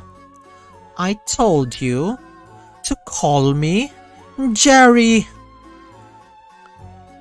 The bark makes Ignatius flinch. Orlam, however, just grins. You really expect me to stoop to that level? You rabbits are nothing but extendable pawns. Who needs names when your only purpose in life is to serve the king? Jerry twitches, then stomps over. He grabs Orlam by the base of his rat tail and yanks him into the air. The king? The king, you say? Jerry marches over to the side of the platform, overlooking the simmering pool of lava below. Seems to me I'm the king now. He thrusts Orlum over the edge with an enraged huff. Or are you as typhlotic? Or are you as typhlotic as you are conceited? Orlum's face twists in pain and his legs kick uselessly beneath him. Jerry, stop! Jerry blinks, turns back, looks at Ignatius, smiles. Yes, I am forgetting myself, aren't I? He throws Orlum to the ground with a wince-inducing thud. Orlum goes rolling. When he tries to push himself back to his feet, Jerry brings a foot down his back, slamming him back to the ground. I have more important matters to attend than this. Dethroned rat.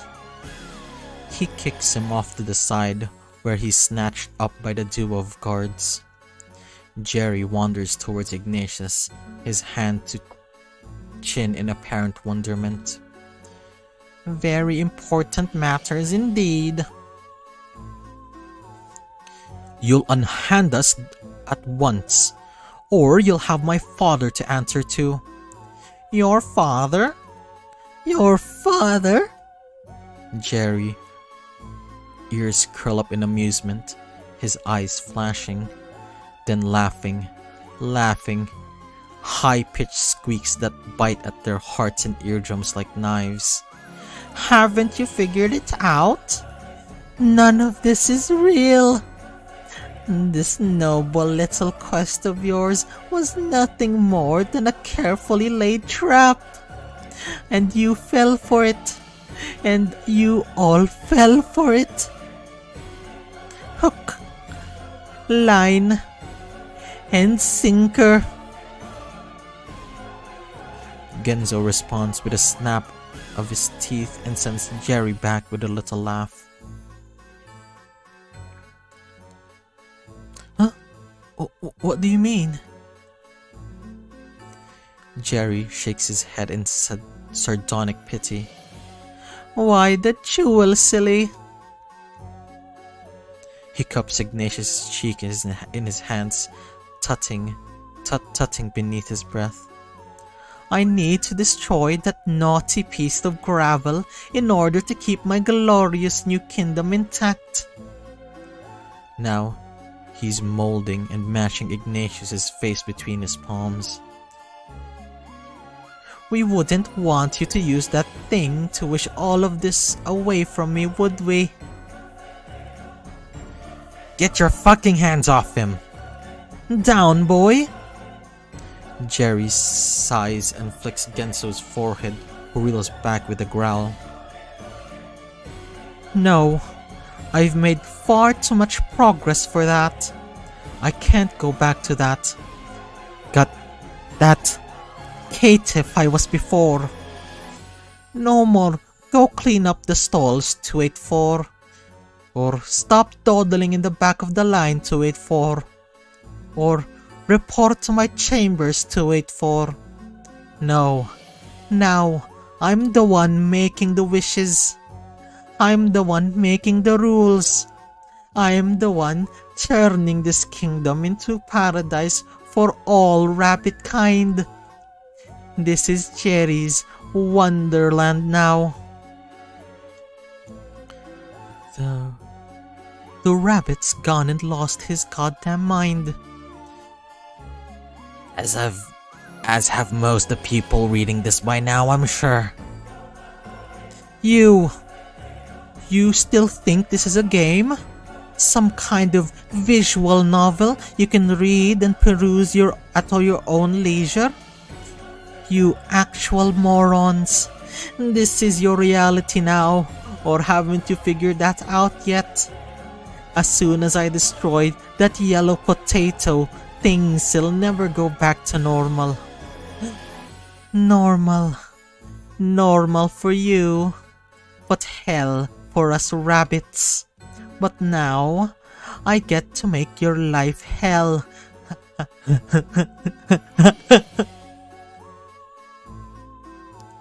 Why do I feel like I've heard that line before?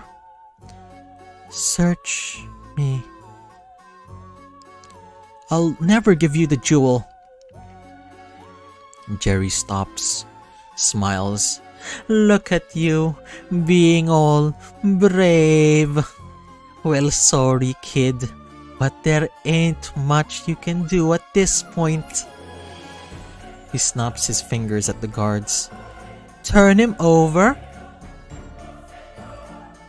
Ignatius's world quickly turns upside down as the nearest guard grabs him by the ankle.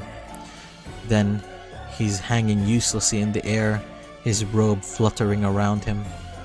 One shake, two, then the jewel of happiness falls to the ground with a dull thud. The guard drops him back to his feet. Jerry smiles and walks towards it, but Ignatius moves before he can even stop his head from spinning. He darts towards the jewel, hand outstretched, only for the nearest guide to sideswipe him with a spear. He goes tumbling to the ground. At first, he can't seem to breathe.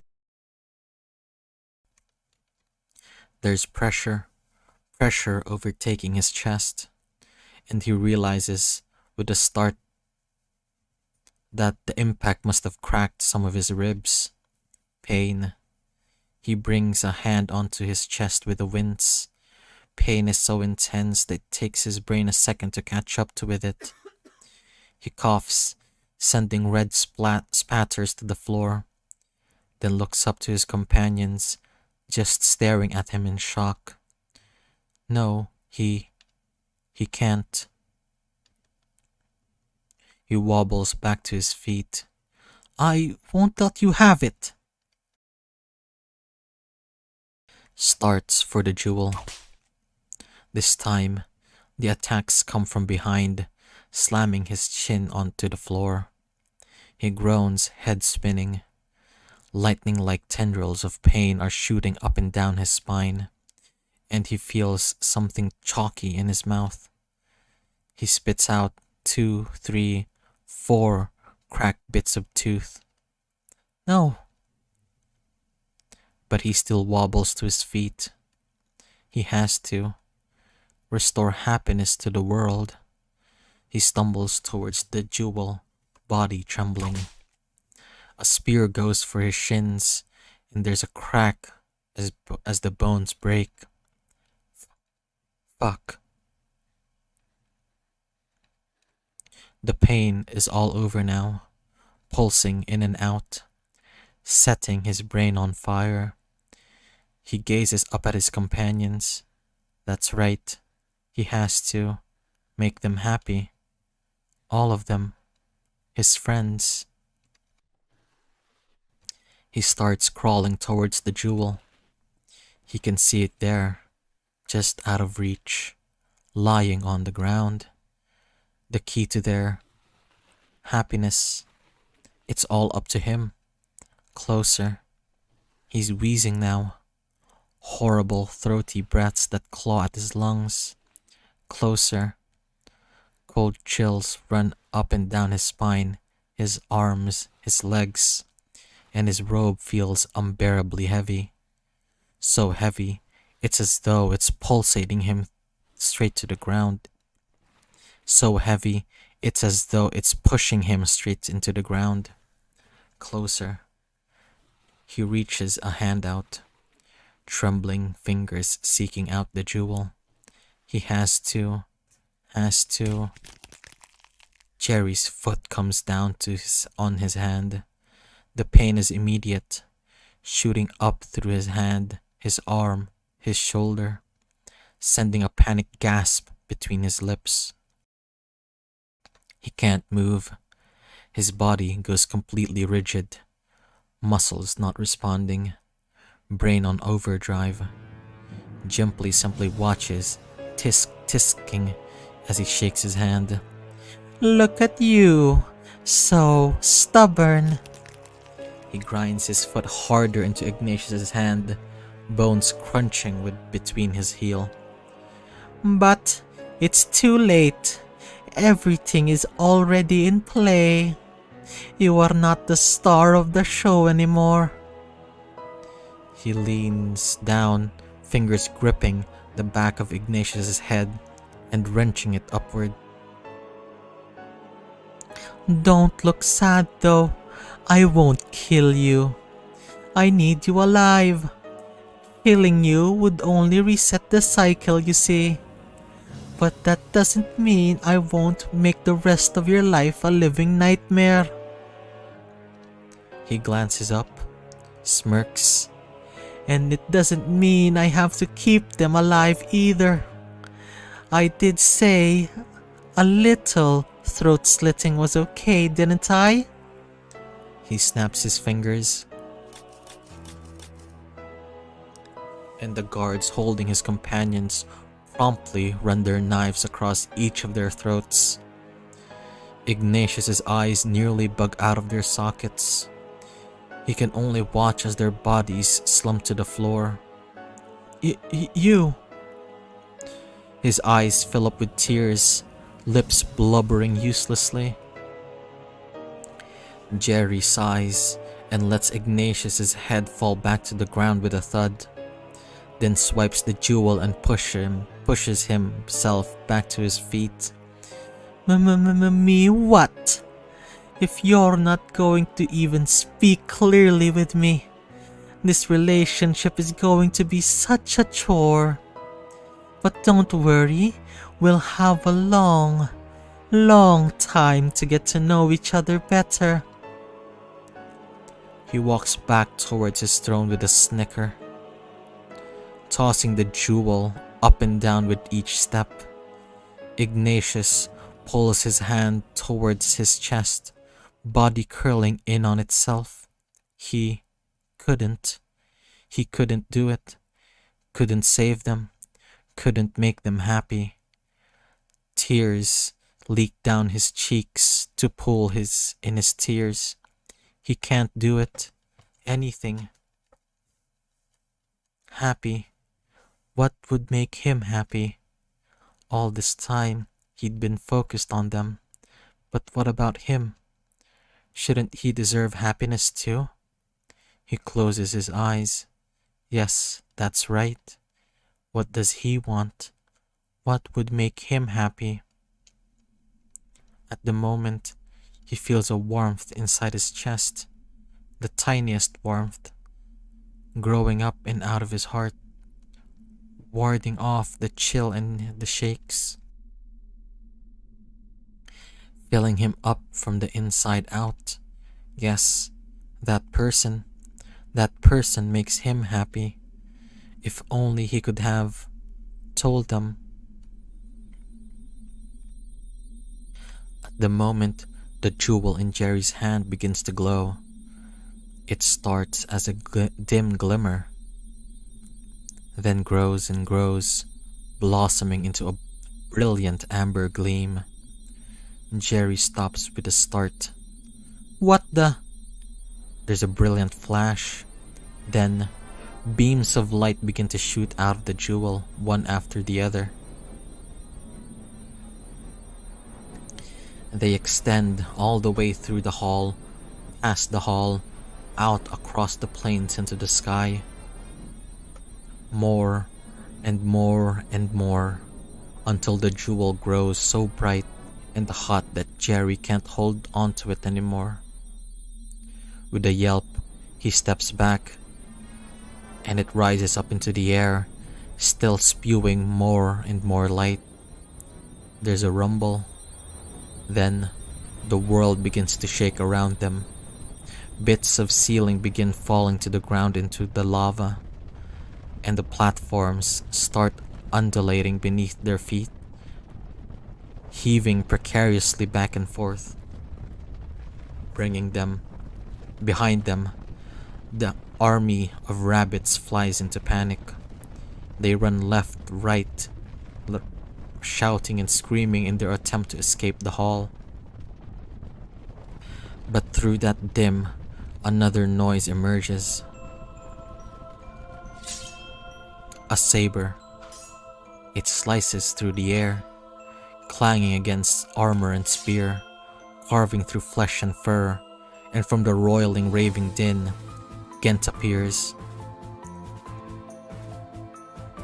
He ascends the stairs to the throne, stands over Ignatius, shoulders heaving and breath ragged. You stay back! Stay back, I said! Gent smirks.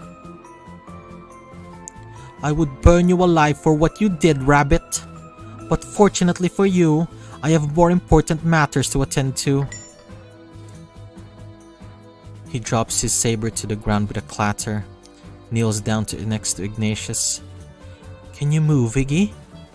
I'm not sure. Gent grimaces, seems to be trying to figure out something in his head.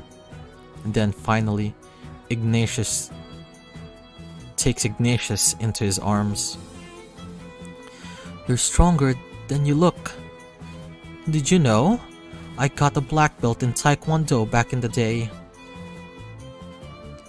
Ignatius smirks but lets himself rest again against Gent's chest all the same.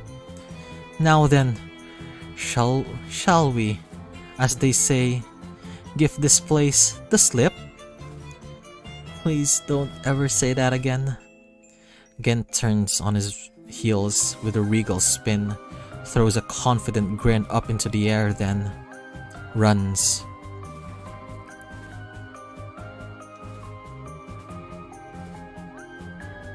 Down, down, down through the din and chaos and the smoke they run. Through the still panicking rabbits flying left and right. Through the falling rubble and leaping flames. Back across the bridge as it begins to twist and turn and buckle. They reach the end as a giant piece of ceiling breaks off and takes out the hunk of ground in front of them. It leaves a gaping hole in its wake, flames licking up and at the cracked edges. The workmanship of this place, my father would have never permitted. The workmanship of this place, my father would have never given this place a permit. Is that really what you should be worried right now? I'm venting my frustration through pointless and irrational commentary. He spins around, gaze shooting left and right as he searches for another way. But there isn't one. Already, the rest of the platform is crumbling around them. The gap is 5, 10, 20 times too far to leap. Perchance, I should have put more thought into this. Even the bridge behind them is gone now. Great heaping chunks of it tumble off to join the molten pot below. They're left stranded on a precariously balanced island in the middle. Why aren't you helping here? What do you expect me to do? I don't know. Come up with something. Do something. Anything. So that we don't... Ignatius can see the glimmer of tears in Gent's eyes. Despite everything though, Ignatius is calm. Gent just growls, looks away. Gent! What? It's okay. Remember what Cherry said. If I die, everything gets reset. But I'm supposed to be your prince, Iggy. I was supposed to save you. You'll always be my prince, Gent. As if on cue, 2 more giant chunks of their platform breaks off. Their little platform is getting smaller and smaller. Really? Even after we go back? Even after we go back? Gent's lips starts to tremble. Ignatius just smiles, bringing his hand up to Gent's cheek. And I just want you to know, before everything resets, and we forget all of this ever happened, that you make me happy, just the way you are, the real you. Now, Gent's cheeks are flooded with tears. Keep it together, Gent. Keep it together, Gent. Iggy smirks. You don't need to be perfect all the time. Oh, Iggy. Gent pulls Iggy in close, bringing their lips together. At that moment, the platform beneath them gives, falling. They're falling, clutching at each other, clutching to each other, twisting and turning in the air whips around them, embers pricking their skin, but they focus only on each other, on holding themselves so close they can't even breathe. It's coming. Ignatius closes his eyes, takes a deep breath, then...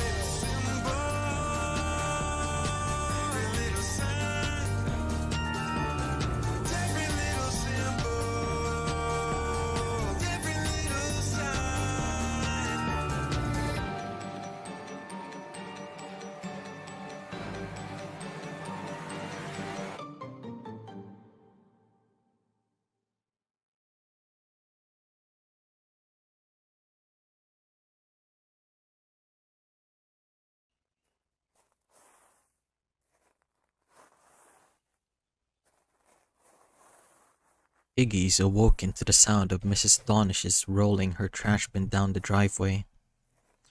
There must be something stuck in one of the wheels because with each rotation, the bin lurches upward and smacks against the heavy pavement. Roll, roll, smack. Roll, roll, smack. He sits up in the bed. All of a sudden, come over with a urge to look out the window. Then, half trips, half stumbles out of the sheets. She's there. Mrs. Donish's, that is. Just as he'd expected she would be. And only a second after he spies her halfway down the driveway, a bottle falls out of the bin. An interesting bottle, somewhat round and oblong, and of an interesting golden hue that glints in the morning sun. It almost looks like a potato. He watches her stop, pick it up, then toss it back inside the bin. Then it's back to her interrupted journey. Roll, roll, smack. Roll, roll, smack. Iggy watches her a moment longer, brows furrowed, but ultimately shakes his head and turns back to his room. Yes, his room. This is his room. The same as it is every morning. And yet, somehow, it feels like he hasn't seen it in a long, long time. He brings his hand up to run through his hair, but as he does so, he winces. A strange, pin-like pain blossom out across his fingers. But looking down at his hand, he sees nothing wrong. 5 fingers, just like usual, and all of them in perfect working order. He curls them in, out, gives his hand a shake. He blinks, then finally sighs. This is getting ridiculous. He doesn't have time for this. He has work to do today, clients with deadlines. So, with a little slap of his cheeks, he starts towards the kitchen. As he's starting up the coffee pot, and a thought crosses his mind. The fleetest of passing thoughts. Maybe he'll call Gidget later. Yeah, maybe he will. Through this thought percolating in the back of his mind, he heads towards his desk. He has work to get done.